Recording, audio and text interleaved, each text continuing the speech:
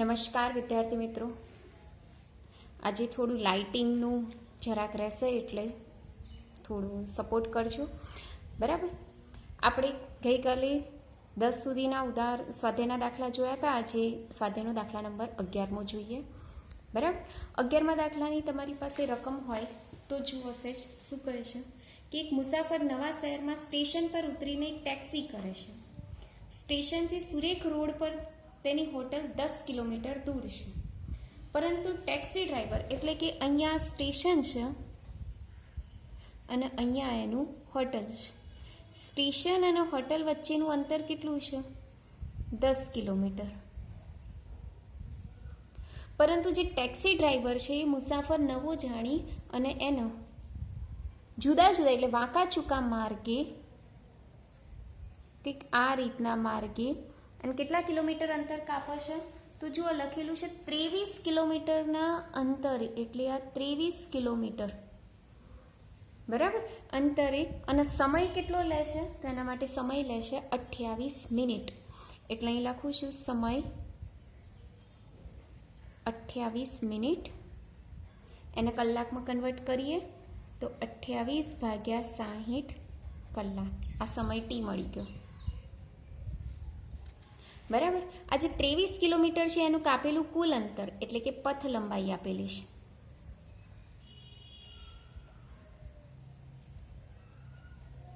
અને આ જે 10 કિલોમીટર છે એનું સ્થાનાંતર છે. કેટલું આપેલું છે? 10 કિલોમીટર.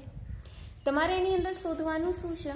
તો જુઓ શું કહે છે, સરેરાશ ઝડપ અને સરેરાશ વેગનું મૂલ્ય. એટલે કે સરેરાશ ઝડપ શોધવાનું છે. નંબર 1 સરેરાશ ઝડપ. તો સરેરાશ ઝડપનું સૂત્ર કયું છે?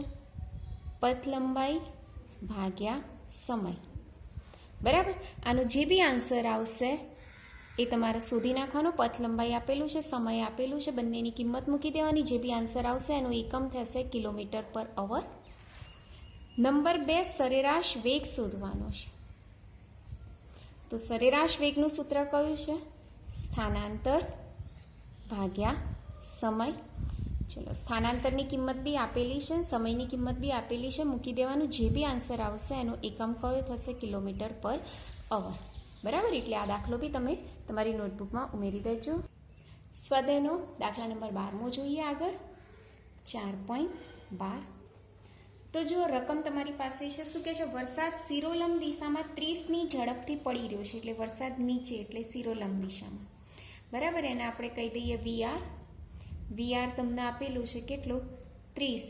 નીચેની દિશા છે એટલે આપણે માઇનસ લઈ લઈએ, જે કેરેટ લઈ લઈએ મીટર પ્રતિ સેકન્ડ. કારણ કે અધો દિશા એટલે વાય કહેવાય ને વાય માટે એકમ સદિશ કયો કહેવાય? જે કેરેટ.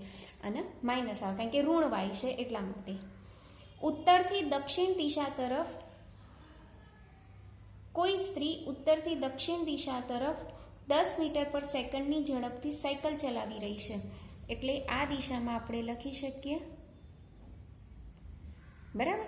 એના માટે અહીંયા કોઈ એક લેડીઝ છે એટલે કે પર્સન લઈ લઈએ વીપી, જે કેટલી મીટરની સ્પીડથી ગતિ કરે છે?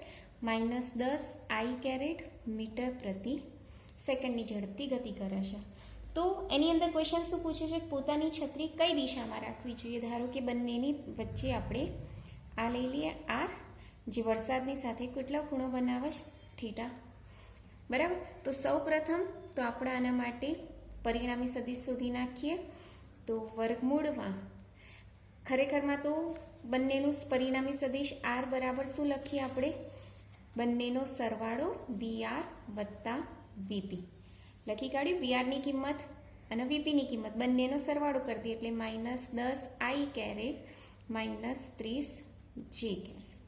પરિણામી સદિશ શોધવું હોય તો વર્ગમૂળમાં -10નો વર્ગ -30નો વર્ગ થઈ જશે. બરાબર. એટલે આનો જે બી જવાબ આવે એ તમારું પરિણામી સદિશ આવશે, એનું એકમ થશે મીટર પ્રતિ સેકન્ડ થશે. મારે તો આ ખૂણો શોધવો છે એટલે કે થીટા શોધવું છે. હવે થીટા શોધવા માટે હું ટેન થીટાનું સૂત્ર વાપરીશ. જો ટેન થીટાનું સૂત્ર વાપરવા માટે આ વીઆર છે એનો આ બાજુ હું વીઆર લખી શકું કારણ કે એની એક દિશામાં હું નીચે બતાવી શકું. હવે ટેન થીટા એટલે સામેની બાજુ ભાગ્યા પાસેની બાજુ. સામેની બાજુ મારી કઈ છે? વીપી અને પાસેની બાજુ કઈ છે વીઆર. તો અહીંયા લખી શકીએ આપણે કે ટેન થીટા બરાબર સામેની બાજુ વીપી અને પાસેની બાજુ વીઆર. તો ટેન થીટા એમના એમ, વીપીની કિંમત છે મારી પાસે 10, વીઆરની કિંમત -30. તો ટેન થીટા બરાબર 1/3 એટલે કે 0.33 લખી શકીએ. માટે થીટા બરાબર ટેન ઇનવર્સ 0.33 બરાબર. તો આ તમારો જવાબ રહેશે કે વરસાદ સાથે આટલો ખૂણો બનાવવાનો રહેશે. અને જો આનાથી આગળ હજી ખૂણો શોધવો હોય તો તમે લોગેરિધમ ટેબલનો પણ ઉપયોગ કરી શકો, જેમાં નેચરલ ટેન્જન્ટ વિશેની માહિતી આપેલી હોય છે અને એમાંથી તમે 0.33નું લોકેશન શોધી નાખો તો તમને ખૂણો પ્રાપ્ત થઈ જશે બરાબર. ત્યારબાદ આપણે આગળનો એક્ઝામ્પલ જોઈએ. એક્ઝામ્પલ નંબર 4.13 જોઈએ. જો દરેકની થોડી માહિતી આપી દો એટલે તમને સ્વાધ્યાયના દાખલા ગણવામાં થોડી સરળતા પડી રહે. એક વ્યક્તિ સ્થિર પાણીમાં 4 કિલોમીટર પર અવરની ઝડપથી તરી શકે છે. એટલે કે આ નદીનું પાણી છે બરાબર. આ એક વ્યક્તિ અહીંયા છે, નદી આ દિશામાં વહે છે, આ દિશામાં બરાબર. હવે એ વ્યક્તિનો જે વેગ છે અહીંયા લખું છું, વ્યક્તિનો વેગ જે કેટલો આપેલો છે 4 કિલોમીટર પર અવર. નદીનું પાણી 3 કિલોમીટર પર અવરની ઝડપથી તરી રહ્યું છે. એટલે કે નદીના પાણીનો વેગ. હવે બે વેગ આવી ગયા એટલે આપણે આને વીપી કહી દઈએ, અને નદી એટલે વોટર માટે આને આપણે વીડબલ્યુ કહી દઈએ બરાબર. અને કેટલો આપેલો છે 3 કિલોમીટર પ્રતિ અવર આપી દીધું છે. હવે આગળ શું કહે છે કે વ્યક્તિ આ વહેણને લંબ રૂપે તરવાનો પ્રયત્ન કરતો હોય છે. જ્યારે તે નદીના બીજા કિનારે પહોંચશે ત્યારે તે નદીના વહેણથી કેટલો દૂર પહોંચશે. હવે શું કહે છે જુઓ, આની અંદર સેજ વ્યક્તિ અહીંયા છે, નદી આ દિશામાં વહી રહી છે એટલે વ્યક્તિએ નદીને લંબ જવાનો પ્રયત્ન કરે છે, પરંતુ નદી એની તરફ ખેંચી જશે એટલે કઈ દિશામાં ગતિ કરશે, આ દિશામાં ગતિ કરશે બરાબર. એટલે અહીંયાથી અહીંયા, એટલે કે ખરેખર એ પહોંચવાનો ટ્રાય કરતો તો અહીંયા, પણ પહોંચી ક્યાં જશે અહીંયા. એટલે આ અંતર તમારે શોધવાનું છે. એમાં આપેલું છે કે જે નદીની પહોળાઈ છે, નદીની જે પહોળાઈ છે, અહીંયા નદીની પહોળાઈ લખી કાઢું 1 કિલોમીટર.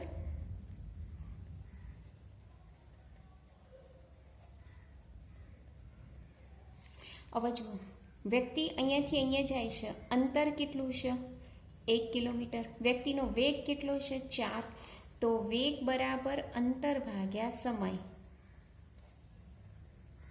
બરાબર. તો સમય બરાબર શું થશે, અંતર ભાગ્યા વેગ. ચલો, અંતર કેટલું છે 1 કિલોમીટર. વેગ કેટલો છે વ્યક્તિનો તો 4 છે.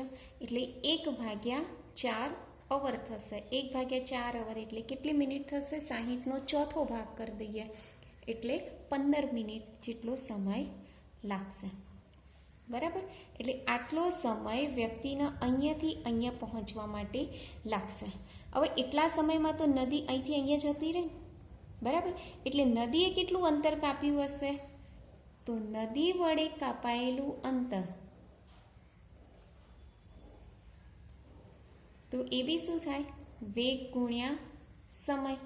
પણ અહીંયા વેગ કોનો લેવાનો હવે, નદીનો. તો નદીનો વેગ કેટલો છે 3. સમય કેટલો છે 15 મિનિટ. એટલે કેટલી સેકન્ડ થાય 15 મિનિટ લઈ લઈએ એટલે અહીંયા મિનિટ લઈ લઈએ એટલે 15 તાલી 45 મિનિટ થાય. એટલે આટલું જે અંતર છે, મીટર લખી કાઢીએ, આપણે કામ કરીએ કિલોમીટર પર અવર છે તો આને 1/4 જ રહેવા દઈએ, કારણ કે મિનિટમાં ફેરવવું નથી. સીધું શું કરી દઈએ 1/4 જ કરી દઈએ. એટલે જવાબ કેટલો આવશે તમારો 3/4 કિલોમીટર બરાબર. એને મીટરમાં કન્વર્ટ કરવું હોય તો 3000/4 એટલે લગભગ 750 મીટર આન્સર આવશે. એટલે જુઓ, આની અંદર વિડીયોમાં મેં તમને ખાલી થોડી ઘણી હિન્ટ આપવાનો પ્રયત્ન કરું છું, બરાબર. જે આપણે બોર્ડ વર્ક દ્વારા સમજાઈ શકીએ છીએ એ રીતના તો હું નહીં સમજાઈ શકું, પણ તમે લોકો થોડો સપોર્ટ કરજો અને ટ્રાય કરો દાખલા ગણવાનો, બરાબર. ત્યારબાદ આપણે આગળનો દાખલો જોઈએ.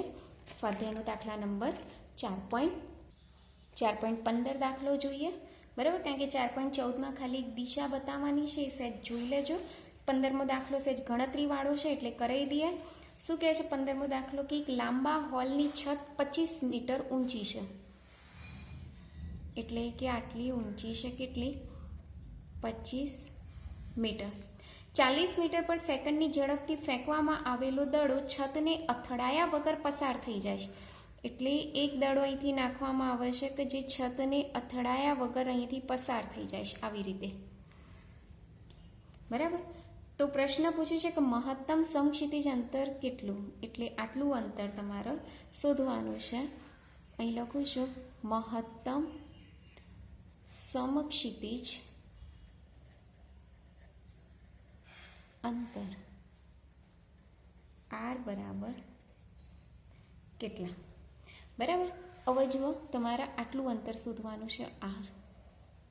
આ તમારી મહત્તમ ઊંચાઈ આપી દીધી છે. પ્રક્ષિપ્ત ગતિ ઉપરથી આ દાખલો છે. મહત્તમ ઊંચાઈ આપી દીધી છે h બરાબર 25 મીટર. 40 મીટર પર સેકન્ડની પ્રારંભિક ઝડપથી નાખવામાં આવે છે, એટલે પ્રારંભિક ઝડપ v0 બરાબર કેટલા આપેલા છે? 40 મીટર પ્રતિ સેકન્ડ, બરાબર. આટલા 3 ડેટા આપેલા છે અને તમારે શોધવાનું છે આર, બરાબર. તો સૌ પ્રથમ હું એચનું સૂત્ર વાપરીશ.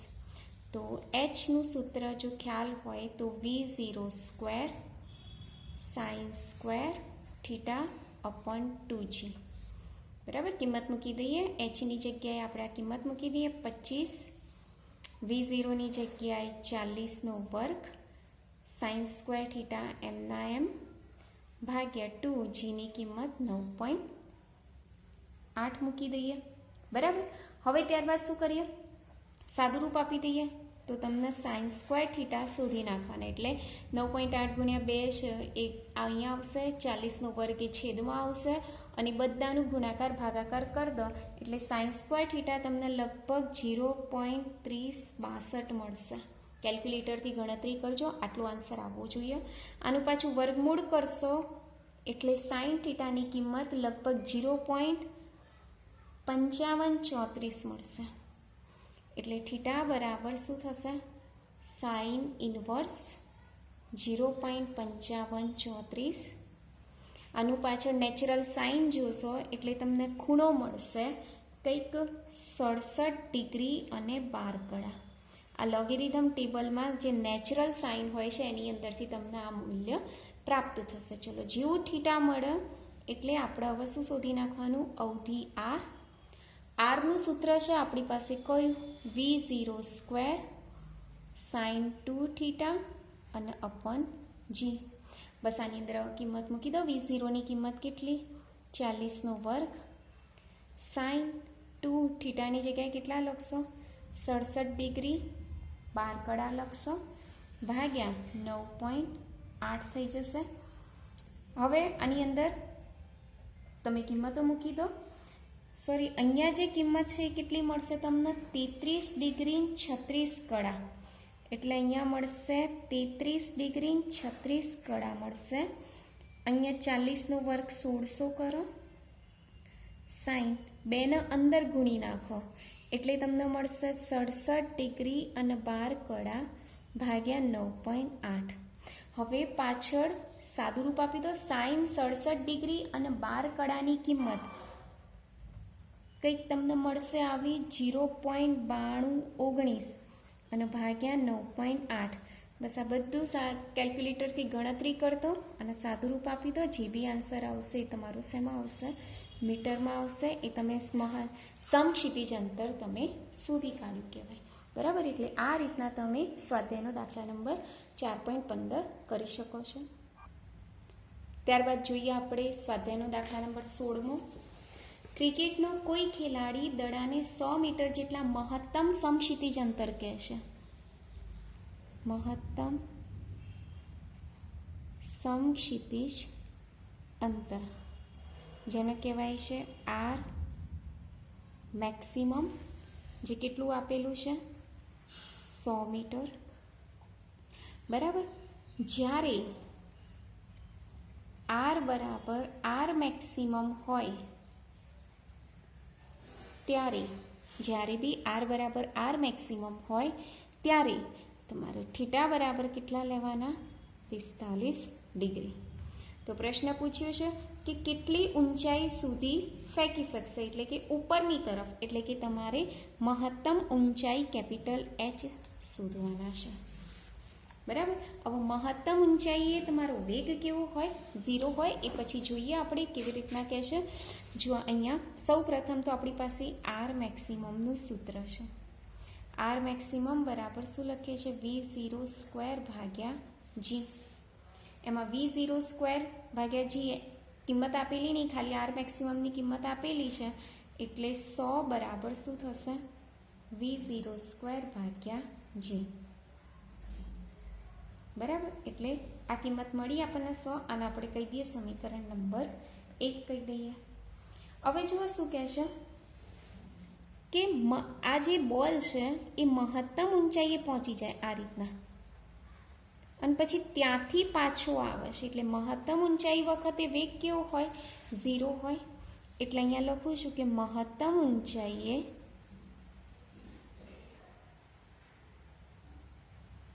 v બરાબર શું હોય? 0. આપણી પાસે સૂત્ર છે કયું? અચળ પ્રવેગી ગતિનું સમીકરણ v square minus v0 square બરાબર 2gd. આવું સૂત્ર છે. માઇનસ જ્યારે પદાર્થને આપણે ઉધ્વ દિશામાં ગતિ કરીએ ત્યારે આવું કંઈક સૂત્ર છે. v square minus v0 square બરાબર -2gd. હવે vની કિંમત 0 મૂકવાની. v0 સ્ક્વેર એમના એમ -2gd, બંને બાજુ માઇનસ માઇનસ કેન્સલ, જી છેદમાં આવી જાય, એટલે v0 સ્ક્વેર અપોન જી બરાબર શું થશે? 2. અને ડીની જગ્યાએ આપણે શું લખીશું અહીંયા? D maximum. અને જે ડી મેક્સિમમ એ આપણા કશું નહીં પણ શું છે? એચ. તો આવી રીતના લખાય. હવે આપણે શોધવાનું શું છે? એચ. એટલે એચને કરતા બનાવી દઈએ તો એચ બરાબર શું થાય? v0 square upon 2g. v0 square upon જીની કિંમત તો છે આપણી પાસે 100 અને ભાગ્યા 2, એટલે એચ બરાબર કેટલા આવશે? 50 મીટર. તો આ આપણને મળી ગયું મહત્તમ ઊંચાઈનું સૂત્ર. 4.16નો આ દાખલો. હવે વાત કરીએ આગળ સ્વાધ્યાયનો દાખલા નંબર 4.17. 4.17માં શું કહે છે કે 80 સેન્ટીમીટર લાંબા દોરડાના એક છેડે પથ્થર બાંધેલો છે. એટલે કે આ એક દોરડો છે જેની લંબાઈ કેટલી છે? 80 સેન્ટીમીટર. અહીં એક પથ્થર બાંધી દીધો છે આવી રીતના જુઓ. પછી શું કહે છે કે એના અચળ ઝડપથી સમક્ષિતિજ વર્તુળાકાર ફેરવવામાં આવે છે. એટલે આવી રીતે.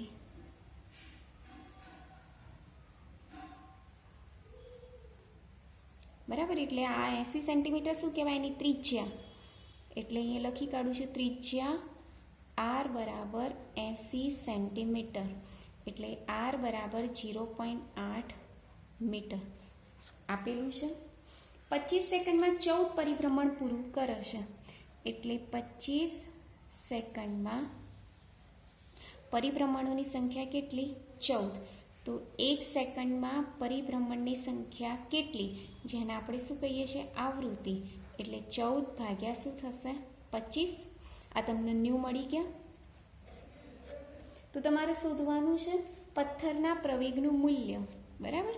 એટલે પ્રવેગનું એક એવું સૂત્ર હતું, જો તમને યાદ હોય તો આપણે એ બરાબર શું લખતા હતા? R omega square. અને ઓમેગાની જગ્યાએ શું લખતા હતા? 2 પાઈ ન્યૂ. એ કેપિટલ આર લખીએ. બરાબર. અને અહીંયા સ્ક્વેર. એટલે આવું સૂત્ર હતું 4 pi square nu square R. બરાબર. બસ આની અંદર આવો કિંમત મૂકી દો, જે બી આન્સર આવશે મીટર પ્રતિ સેકન્ડ સ્ક્વેરમાં મળશે. એટલે આ રીતના તમે સ્વાધ્યાયનો દાખલા નંબર 17મો પણ કરી શકો છો. બરાબર, જો ના ખ્યાલ આવે તો વિડીયોને ફરીથી જોજો. અને બરાબર, આગળ હવે જોઈએ સ્વાધ્યાયનો દાખલા નંબર 4.18.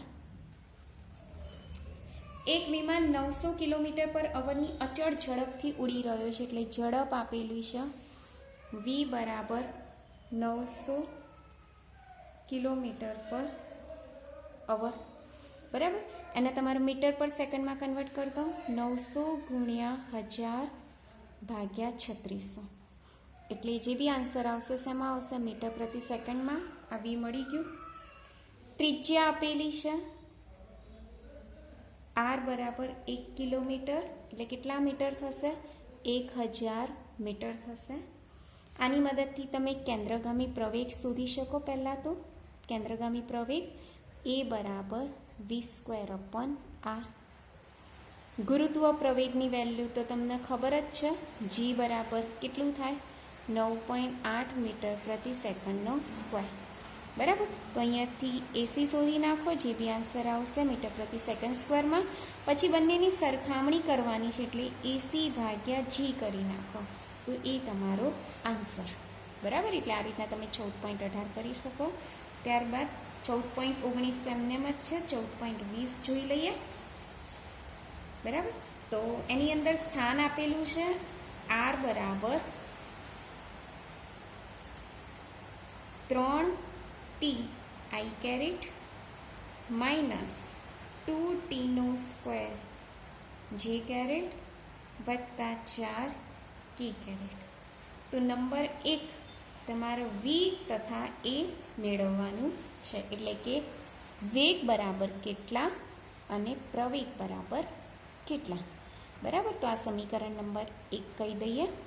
તો સૌ પ્રથમ સમીકરણ 1નું ટીની સાપેક્ષે વિકલન કરતા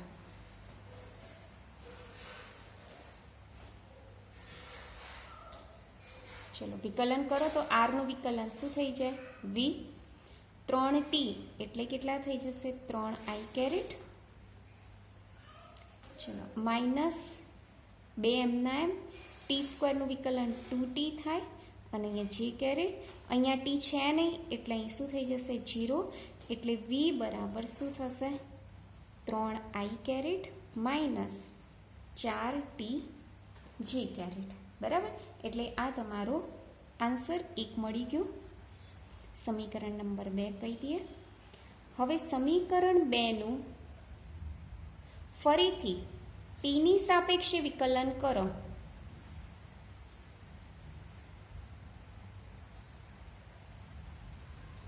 તો v બરાબર vનું શું થઈ જશે? a. અહીંયા ટી છે નહીં એટલે 0 થઈ જશે. અને 4tનું શું થઈ જશે? 4g caret. એટલે a બરાબર માઇનસ 4g કેરેટ. એટલે આ તમારો પહેલો જવાબ મળી ગયો, v અને a. ચલો નંબર 2 પર શોધવાનું છે કે ટી બરાબર 2 સેકન્ડે વેગનું મૂલ્ય અને દિશા શોધવાની. શું શોધવાનું? ટી બરાબર 2 સેકન્ડે વેગનું મૂલ્ય અને દિશા બરાબર કેટલા. એટલે વેગનું મૂલ્ય બરાબર કેટલું અને વેગની દિશા બરાબર કેટલી. તો હવે જો આની અંદર શું કરવાનું કે જે સમીકરણ 2 છે એ વેગનું સમીકરણ છે. એમાં ટીની જગ્યાએ તમારે કેટલા મૂકી દેવાના છે? 2. એટલે v બરાબર 3i એમના એમ માઇ 4 ટીની જગ્યાએ કેટલા મૂકશો? 2 જી કેરેટ. એટલે vનું સૂત્ર તમને શું મળશે? 3i માઇનસ 8 જી કેરેટ થઈ ગયું. બરાબર, આ v મળ્યું. આપણે તો vનું મૂલ્ય શોધવાનું છે એટલે હવે વર્ગમૂળ કરવું પડશે. તો વર્ગમૂળ કરવા માટે શું કરીશું? અહીંયા જુઓ તો જુઓ vનું સૂત્ર મને શું મળ્યું હતું આગળ? 3i કેરેટ માઇનસ 8 જી કેરેટ. તો મૂલ્ય શોધવું હોય તો શું કરવાનું? વર્ગમૂળમાં 3નો વર્ગ વત્તા માઇનસ 8નો વર્ગ. 3નો વર્ગ 9 માઇનસ 8નો વર્ગ 16 માઇનસ 8નો વર્ગ 64. 64 ને 9 કેટલા થશે? 64 + 9 એટલે 73. આ વેગનું મૂલ્ય મળી ગયું. જે બી એકમ આવશે અને એકમ કયો થશે? મીટર પ્રતિ સેકન્ડ. વેગની દિશા શોધવાની છે, તો દિશા માટે થીટા બરાબર tan ઇનવર્સ y ઘટક ભાગ્યા x ઘટક. તો tan ઇનવર્સ એમના એમ yની જગ્યાએ આપણે કેટલા લખીશું? -8 અને xની જગ્યાએ કેટલા લખીશું? 3. તમે આટલે સુધી રાખો તો બી તમારો આન્સર સાચો છે. તો આ દિશા શોધી નાખ્યું, આ મૂલ્ય શોધી નાખ્યું અને આ રીતના તમે સ્વાધ્યાયનો દાખલા નંબર 20મો કરી શકો છો. સ્વાધ્યાયનો 21મો દાખલો મેં તમને ઉદાહરણ કરાયું એ વખતે જ કરાયેલું છે. બરાબર, તો આપણે આટલે સુધી રાખીએ છીએ. બાકીનું નવું ચેપ્ટર આપણે હવે નવા લેક્ચરથી સ્ટાર્ટ કરીશું. Thank you.